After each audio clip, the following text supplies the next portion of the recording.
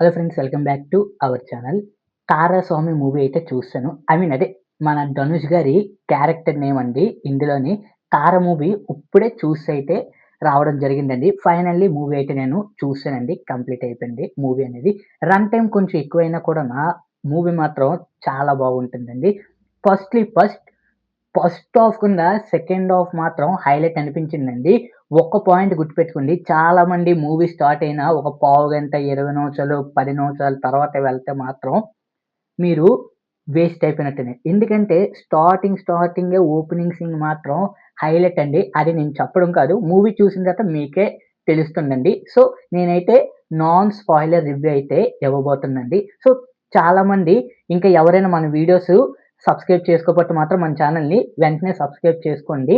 Subscribe చేసుకొని మన videos నుంచి చూడండి.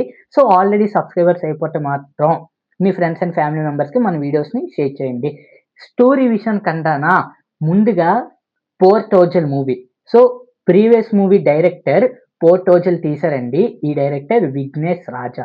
సేమ్ అందులోని ఎలాగైతే థ్రిల్లర్ అండ్ సస్పెన్స్ చాలా బిల్డ్ చేసిందో సేమ్ లైక్ ఈ 'కార' మూవీ కూడా అలాగే నాకు అనిపించిందండి. ఇది ఒక ఫ్యూల్ క్రైసిస్. అది చెప్పాను కదా! Non spoiler review. ఇది మొత్తం అంతా 1991లోని ఆ బ్యాక్ డ్రాప్‌లోని కథ అనేది కొనసాగుతుందండి. మన హీరోకి గతంలోని ఏదో జరిగింది. సో, దానివల్ల చాలా ఎప్పుడు మూడ్ ఆఫ్‌గా ఉంటది ఎప్పుడును. అసలు తన గతంలోని ఏం జరిగింది? అసలు గతంలోని మనోడు ఏం చేసేవాడు?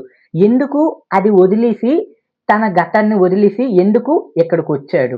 సో, ఒకే ఒక్క దొంగతనం చేసి ఎందుకు ఆపేద్దాం అనుకున్నాడు? దాని తర్వాత ఏం జరిగింది? అనేది మీకు తెలియాలంటే 'కార' మూవీ మీరు చూడాల్సిందేనండి. ఈ గతం ఉంటది కదా! ఆ ఫ్లాష్ బ్యాక్ అనేది హైలైట్ అనిపించింది. దీంతో పాటును హైస్ట్ దొంగతనం సీన్‌లు ఉంటాయండి. అది నెక్స్ట్ లెవెల్ అనిపించింది. అలాగే 'జీవి ప్రకాష్' గారి కోసం. ఎన్ని మాట్లాడుకున్నా మనం తక్కువేనండి. మ్యూజిక్ డైరెక్టర్ కోసం అయితే.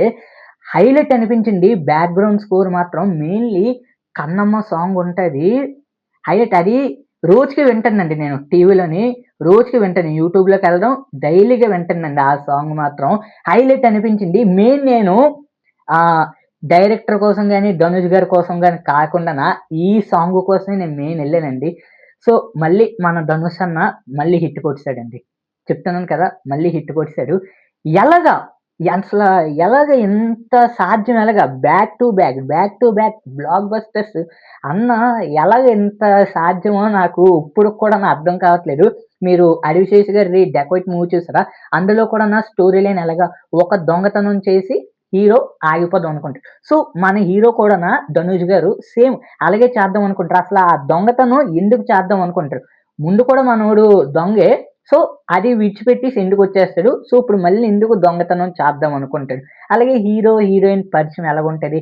గతంలోని ఎవరు చనిపోయారు అసలు ఇంతకీని? దానివల్లే మన హీరో ఇలాగైపోయాడా ఏటిది? ప్రీ ఇంటర్వెల్ సీన్ ఉంటది. Next level. Pre interval scene goose bumps అనిపించింది. అలాగే ఎండింగ్ కూడాన హైలైట్ అనిపించింది. అలాగే ఎమోషనల్ సీన్స్ సూపర్ అనిపించింది.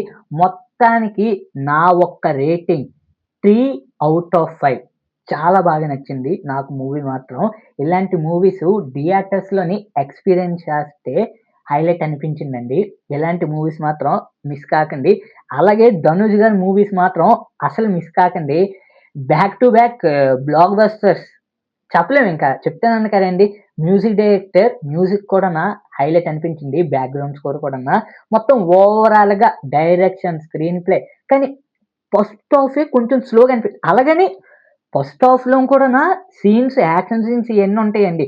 కానీ ఫస్ట్ హాఫ్‌తో కంపేర్ చేసుకుంటే సెకండ్ హాఫ్ అనేది చాలా చాలా చాలా బెటర్ అని నా ఒపీనియన్ అనిపించింది. ఒకవేళ నాకన్నా మీరు ముందే మూవీ చూసుంటే మీ ఒపీనియన్ ఏంటో కింద కామెంట్ సెక్షన్ అయితే తెలియజేయండి. ఇలాంటి రివ్యూస్ కోసం, మూవీ రివ్యూస్ కోసం ఇప్పుడే మన ఛానెల్‌ని సబ్స్క్రైబ్ చేసుకోవడం మాత్రం మర్చిపోకండి.